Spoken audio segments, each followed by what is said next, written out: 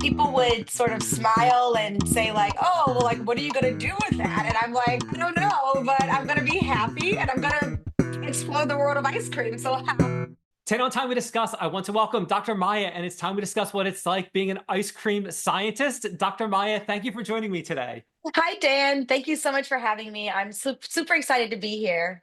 I am as well. This is awesome. I know very little about food science. I know that it's a thing, obviously, but the fact so spoiler alert, I have a horrible sweet tooth. So the fact that we're going to be talking about ice cream, this is just awesome. Don't we all, Dan? Like literally, like some of us want to deny it, but I think all of us have that inner sweet tooth child that pops out every now and then.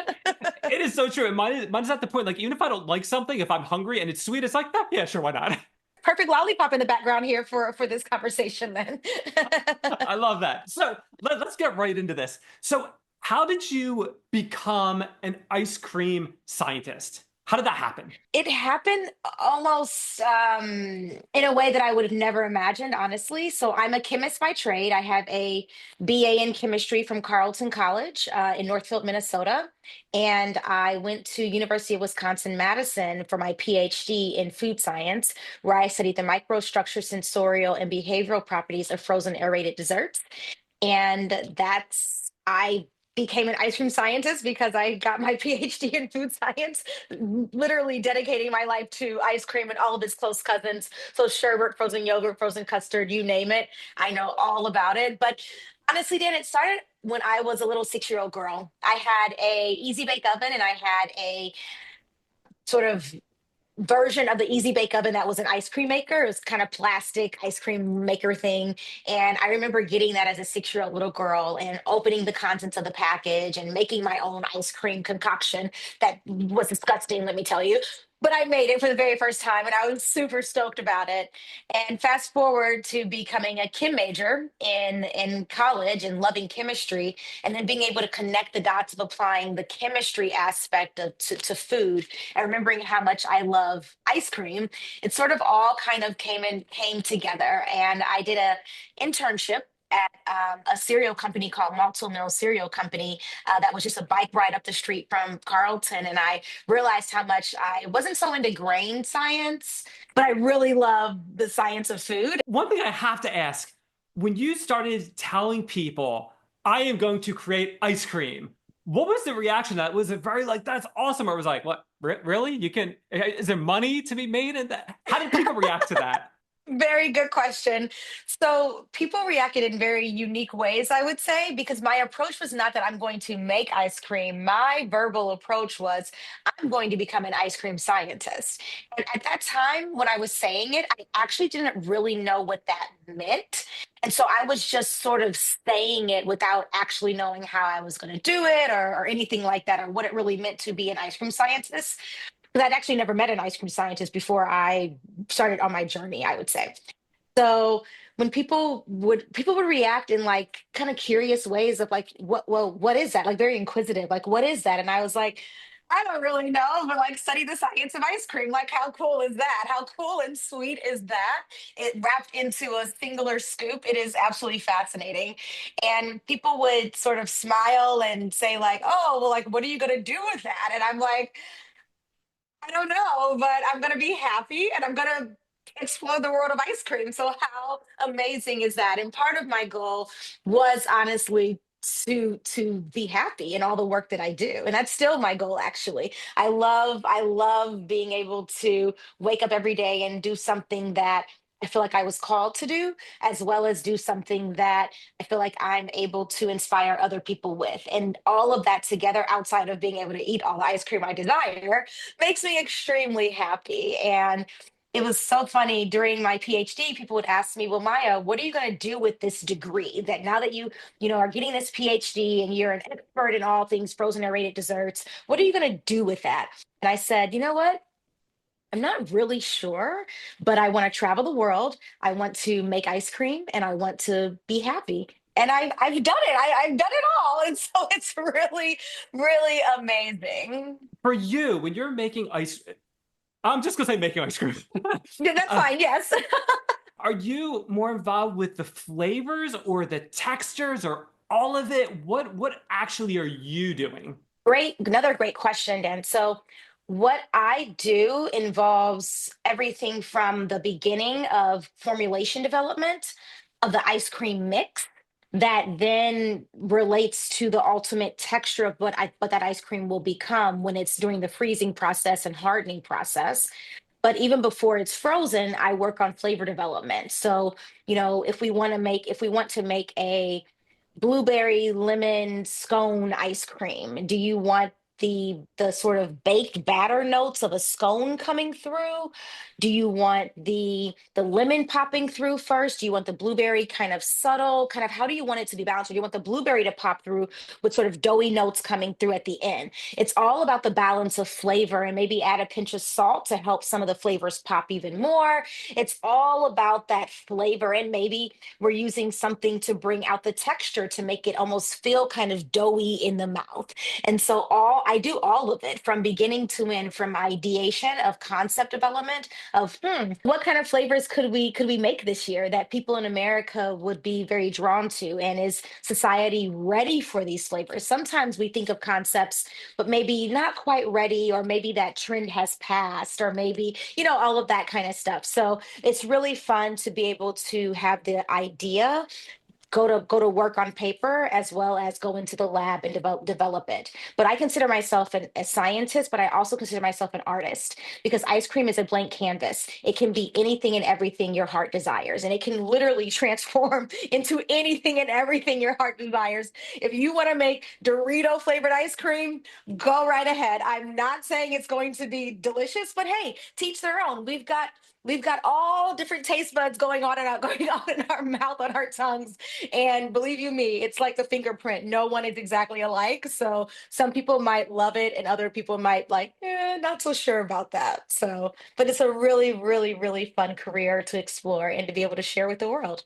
Let's talk about, in my head, I'm thinking reverse engineering. Okay. So there's a flavor like a apple pie, we'll say. You want to make an apple pie ice cream. How do you reverse engineer the flavoring and then turn it into an ice cream flavor? Is it all like chemistry equations, or do you use machinery that kind of spits stuff out? How does that work? First, you're going to start with your ice cream mix itself. So, do you want a 10% fat ice cream? Do you want a 12% fat ice cream, a 14% fat ice cream? And I'm saying all those numbers because it will determine kind of how those flavors come through, as well as it could determine the texture of that product as well. And so, by legal definition in America, ice cream has to be 10% or more milk fat.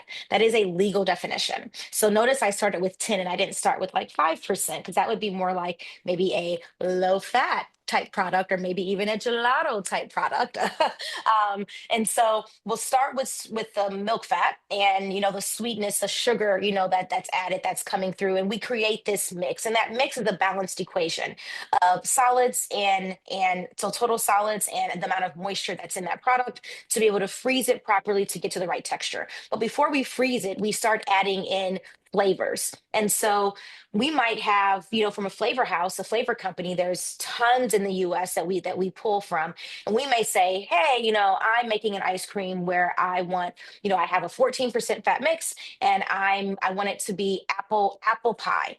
And they may say, well, do you want, kind of fresh Granny Smith crisp apples coming through, or do you want, kind of the honey crisp apple coming through? So there's so many varieties of apples, and all of these scientists, these flavor chemists, I should say, that are out there, can develop flavors in which you will think you're eating an apple pie made with a Granny Smith apple with a hint of cinnamon and nutmeg, but you're really eating a scoop of ice cream. And that's the beauty of it. And so we'll work with flavor houses, or um, ice cream base suppliers, to be able to help flavor those bases. And so I'll work directly with them and ask them, can you, tweak this? I want this note to come through, or that note to come through, or maybe I want a little crust note to come through, that buttery crust note to come through of the apple pie. And then I start maybe layering in flavor, because maybe I have a little bit of more cinnamon that I want to add, or nutmeg, or I have a butter note that I want to add, and maybe, when the ice cream is frozen and it's coming out, we add inclusions into it. And so maybe we have little pieces of apple that come in, or pieces of a crumble or a crust or a strudel, a sort of a streusel or a strudel that's on top, that comes in as well. But we want those pieces, what we call particulates in ice cream, we want those to be either like fat coated or chocolate coated, so that you can avoid the moisture migration and avoid them from becoming soggy, because you still want that crunch and that texture. And maybe we also have a ribbon through the ice cream, which we call in ice cream terms a variegate. So these inclusions, particulates like the hard pieces, and the variegate, like the caramel swirl. Maybe we have a variegate of caramel, or maybe we have a variegate of an apple pie, sort of cinnamon type concoction kind of going through. And so we can develop flavors and create it in so many different ways that it really depends upon kind of how we want the flavor to come through for the end consumer, to be able to receive the product. So there's so many different ways that you can create an apple pie flavor, and whether it's texture driven, whether it is sort of flavor driven, it sort of just depends upon kind of how you want to target, and cost. Cost of the actual end product is a big thing as well in the industry. Let's stick with flavors for a second. Mhm. I'm sure this happened where you, in your head, you thought like this would make a great flavor, and you worked on it, your Yes. team worked on it, or whatever, and it just your team or you could not get it right, or it just did not pan out. What would be an example of that? For fun, just for fun, kind of on my own, as well as for work, in which things it's like, that sounded like a great concept, but it just didn't really come through.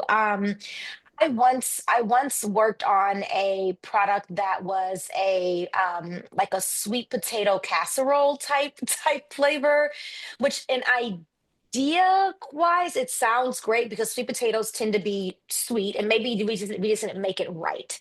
And you can add sort of marshmallow in there and all of that kind of stuff, but it just didn't quite pan out the way that I wanted it to, I guess. And I could have gone back to the drawing board, but for that time already had a couple other flavors that were higher and sort of, I would say, longer.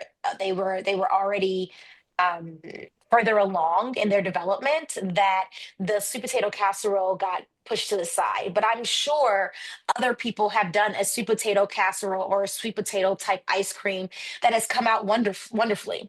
And it just really depends upon what you have access to, what your approach is. And, ultimately, you want the consumer to buy it. And that's based on texture, it's based on flavor, it's based on visual. What does the product look like? You don't want a sweet potato casserole ice cream to be bright orange, and people are like, what is this? You know what I mean? So you kind of, all of that really matters. And so maybe it should have been sweet potato pie, or maybe pumpkin pie instead. Maybe that would have done a little bit better. But also the naming of it is key too, because people eat with their ears, and you eat with your eyes, and then you finally eat with your taste buds. And so all of that really does play a role in the creation and development of the product, all the way to the end result, which is the consumer, whether a 5-year-old or an 85-year-old, enjoying that scoop of ice cream, or maybe pint. That's awesome. I absolutely love this because like that, you go to the store, you get your ice cream. You don't really think. I don't think much about it really on a normal day. It's just more like, hey, I want my ice cream, and I know these are the flavors Yeah. I like. So let's talk about the more of the career aspect of it. How common are these jobs? How difficult is it to get a job like the one you have? Is it? I'm assuming it'll be a lot easier to go in as like I'll say just like a generic food scientist where you can do like a bunch of different things as opposed to like specializing in ice cream. What is that career outlook currently like? Well, if you can speak to that at all. Yes, for sure. So, my path to becoming an ice cream scientist isn't necessarily the most unique, but it's not necessarily the most traditional, I guess, in a way, because I didn't really know about food science until I was a senior in college. So I found out about food science initially from the Food Network, the show called Unwrapped, where they went in and literally unwrapped how there's a soda company called Jones Soda, and they went in and unwrapped how soda can taste like different parts of the traditional Thanksgiving meal. So they had green bean casserole flavored soda, they had turkey and gravy flavored soda. And if you're like me, you're like, oh, like that could not be good. But how intriguing is that? So that's how I first got my start in the sort of mindset of, wow, I could become a food scientist or a flavor chemist. And so from there, going into actually becoming a food scientist, my career didn't really start until I was in graduate school to become a food scientist. Whereas some people will start from high school, even going on internships or things like that, or going directly into college, knowing they want to be a food scientist. And so, although my career path was a little bit different, it still, led me to where I am today. But there's not a lot of people that have a PhD in specializing in ice cream that do the work that I do. That's where the uniqueness comes through. And most people like that maybe work for Unilever or work for Haagen-Dazs or, really specialize in ice cream. They maybe specialize in something else and then kind of went into the ice cream realm. But it just sort of depends. And I didn't create the first ice cream. I did not invent ice cream. I just found a way in which I feel like there was a missing element of being a food scientist and more mainstream media and exposure to be able to talk about your science. And so I put myself out there in more of a unique way than a lot of other scientists, my colleagues might, who maybe are a bit more comfortable behind the lab bench. And there's no right or wrong to it. It's just sort of the realization of it. But I will admit, I have never met another food scientist specializing in the microstructure, sensorial, and behavioral properties of frozen aerated desserts that now works in the ice cream industry. And I currently consult for companies. I love the work that I do. It's really, really, really fun. Let's go back to education for a second because you mentioned Mhm. people they could start as early as high school. So I was speaking with Brad Anderson. He works or he used to work in biotech. Now he's in higher ed as a teacher. Um, but one of the things he said was that you didn't necessarily need a PhD to work in biotech. I don't even think you needed a master's. So what he said was that there's essentially something for everyone based on your education level. So in your experience, would you say the same thing in your industry when it comes to food science, that, if you have a high school diploma, you might still be able to kind of work your way up? Or you need a bachelor's or you need a master's? What's that education like from your perspective? There's a lot of people out there that maybe did not go to college. They might be a little bit older because of sort of the times in which maybe they started out as a lab tech and they've worked their way up in the in the food industry. And there's also people that, went to college and got their bachelor's and they majored in food science or majored in chemistry or majored in microbiome, and they started in the lab and they've worked their way up to maybe a senior technologist or something like that. So there's ways in which people can work their way up. You don't have to go and get your PhD, or even your master's, but if you really want to specialize in something and be able to have a level of understanding that is traditionally beyond the sort of fundamental comprehension of it all, you either have a lot of experience or sort of on the ground in the workforce and you've had years and years and years of experience, or you're someone like me who went to school and had years of experience on, in internships and researching my work, and writing a 270 something page thesis on how ice cream melts and the microstructure impacts and the sensorial behavior impact of how ice cream actually melts. And so there's sort of a lot of different pathways you can take. I would say follow what's in here, follow your heart. And that's what I did. I wanted to be an expert. I wanted to have something that no one could ever take away from me. And I wanted to have something that I knew at the end of the day I would wake up to on a daily basis and almost be more in love with it before I went to bed the night before. I truly adore anything and everything ice cream. And I hope that through this conversation we're having on Time We Discuss, that people can also find their ice cream, something that makes their eyes light up that no other thing can. And for me, it's ice cream. I know, it's crazy. So I just had this random thought. Are you ever at some kind of like convention or social gathering or a party or something like that, where you are there and there's another food scientist there that specializes in something else, like maybe pizza or something like that. Uh-huh. Do you ever come across and you're kind of just like going back and forth about your different specialties? Does that ever happen? Totally. 100% it happens. Whether I know the person or not. When food scientists get together, we almost have like a secret language in which we talk about food that people are just like, what, wait, what? Because we might be using terms and references to things that people don't have on their daily basis.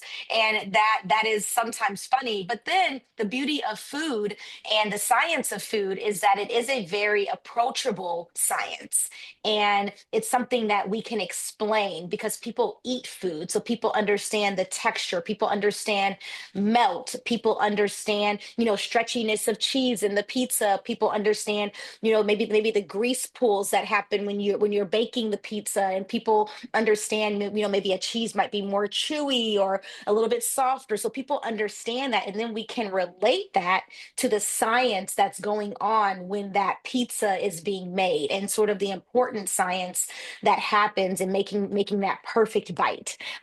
But the perfect bite will vary depending upon if you're Papa John's, Pizza Hut, Domino's. You know what I mean? The perfect bite varies across the board. And if you're going out to Italy and you're getting your perfect bite pizza, I'm sure they're going to vary even from what us as Americans would say. So food is so vast. And it's such an individualized experience. And I think that's also why there's so many different types of pizzas or ice creams out there. Just like a fingerprint, no one is identical. That's awesome. So let me ask you this, talking about like subjectivity, Mhm. and the properties of ice cream and all that. So I guess more leaning in that direction. What is something about ice cream that maybe people don't know about that could be helpful for them to know? One thing I think that I think would be very helpful for people to understand about ice cream is that it's really not all about the flavor. People will say, "Oh, I don't like that flavor." Well, do you like that texture? Maybe it's or maybe it's the opposite. Maybe you don't like the flavor because you don't like the texture. It's one of those weird things that people tend to not separate. And so I would love it if people start talking about texture as well as flavor and be able to separate the two. And when I talk about texture, I'm talking about, is the product icy? Is it maybe, has a defect and it's maybe chalky, or maybe it's a little weak, like it kind of melts really, really, really quickly in the mouth and there's not a lot of body to it, or maybe that product is a little, sort of soggy and it's like, ooh, kind of in the mouth, or maybe the product's greasy, maybe the fat or the partially coalesced fat did a little bit too much and it became greasy in the mouth. And so I hope that people can start talking about texture in a way in which it's like, oh, wow, I love this ice cream because it has a little bit of a chew to it. And people might like that. Or I love this ice cream because it has, it's so smooth, it's silky. Or I love this ice cream,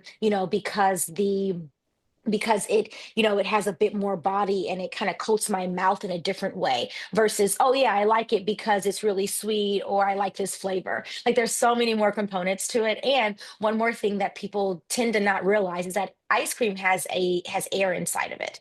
That is what we call overrun in the industry. And that overrun is key. You need to have air in ice cream for it to become scoopable. But how much air in ice cream will depend upon sort of the texture. So if you take a Haagen-Dazs, which is a very dense product, does not have a lot of air, and go over to like a Edie's or a Dryer's, which is a lighter product, which is, more fluffy. Also, a texture component of ice cream is the fluffiness or the denseness of it. And so the air will determine kind of how that product eats.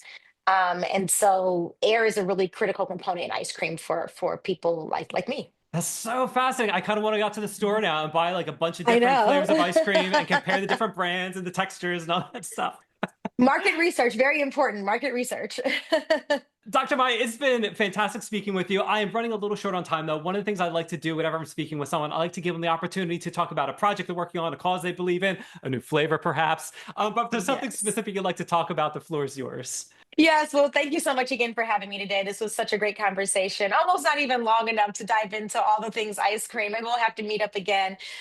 But, for those listening, get ready to celebrate. It is National Ice Cream Month coming up in July. The third Sunday in July is National Ice Cream Day. So go get your favorite ice cream. Go and explore a new flavor. But you can also, look out for me on social media at maya.warren on Instagram. And I'm actually, in the process, and hopefully, by this time this podcast comes out, you will see some new ice cream related books out there by me, whether it's a coloring book for kids, being able to learn about the science of ice cream, as well as the ABCs of ice cream that take you through the alphabet, but ice cream related. So a really fun twist on things that were already around us and learning, but things for kids to enjoy. So, but yeah, look out for me more and more. That is awesome. I'll make sure I get all of those links from you. I'll put them on the website, in the show notes, in the description. They'll be all over the place. So when people are trying to find you, they can easily find you.